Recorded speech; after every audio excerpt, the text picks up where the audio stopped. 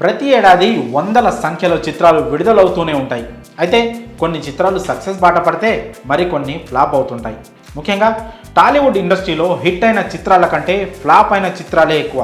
దిల్ రాజు చెప్పినట్టు కేవలం 5 లేదా 6% సక్సెస్ రేట్తో మాత్రమే తెలుగు ఇండస్ట్రీ నడుస్తోందని, కాగా 2023వ సంవత్సరానికి గాను మొత్తం విడుదలైన సినిమాల సంఖ్య 63. వీటిలో ఎటువంటి హడావిడి లేకుండా సైలెంట్గా థియేటర్స్లలో విడుదలై బాక్సాఫీస్ దగ్గర భారీ కలెక్షన్లు సాధించిన సినిమాలు ఉన్నాయి. వాటితో పాటు భారీ అంచనాల మధ్య విడుదలై కూడా ప్రేక్షకుల ఆదరణ పొందలేని చిత్రాలు కూడా ఉన్నాయి. మరీ ముఖ్యంగా ఫ్లాప్ అయిన వాటిలో మెగా హీరోల చిత్రాలే ఎక్కువగా ఉండడం ఆశ్చర్యం కలిగిస్తుంది. ఈ ఏడాది విడుదలైన డిజాస్టర్ చిత్రాల వివరాలు ఇలా ఉన్నాయి. ఈ సంవత్సరం భారీ బడ్జెట్తో తెరకెక్కినా కూడా బాక్సాఫీస్ ముందు ఫ్లాప్ అయిన సినిమా ఏది అంటే ముందుగా వినిపించే పేరు ప్రభాస్ నటించిన ఆదిపురుష్. ఈ చిత్రానికి ఓం రావు దర్శకత్వం వహించాడు. భారీ బడ్జెట్తో రూపొందించడమే కాకుండా భారీ అంచనాల మధ్య ఈ చిత్రం విడుదలైంది. కానీ ప్రభాస్ అభిమానులను కూడా ఆకట్టుకోలేకపోయింది.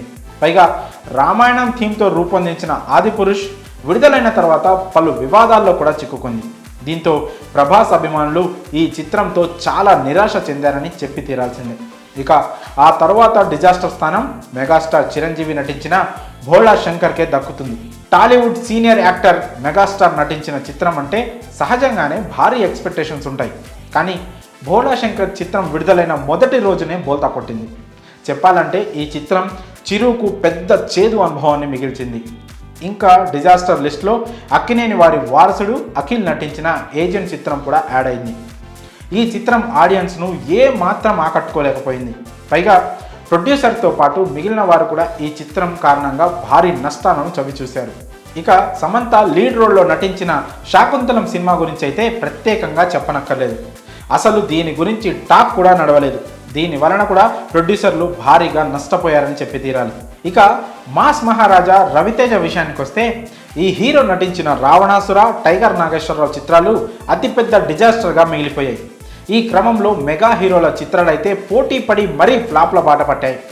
పవన్ కళ్యాణ్, సాయి ధరమ్ తేజ్ నటించిన బ్రో, వైష్ణవ్ తేజ్ ఆదికేశవ, చిరు భోళా శంకర్, వరుణ్ తేజ్ గాంధీవాధారి అర్జున చిత్రాలు సినీ అభిమానులను ఏ మాత్రం ఆకట్టుకోలేకపోయాయి. ఇలా చెప్పుకుంటూ పోతే ఈ ఏడాది టాలీవుడ్లో విడుదలైన చిత్రాల్లో హిట్ అయిన చిత్రాల సంఖ్య వేళ్లపై లెక్క పెట్టొచ్చు.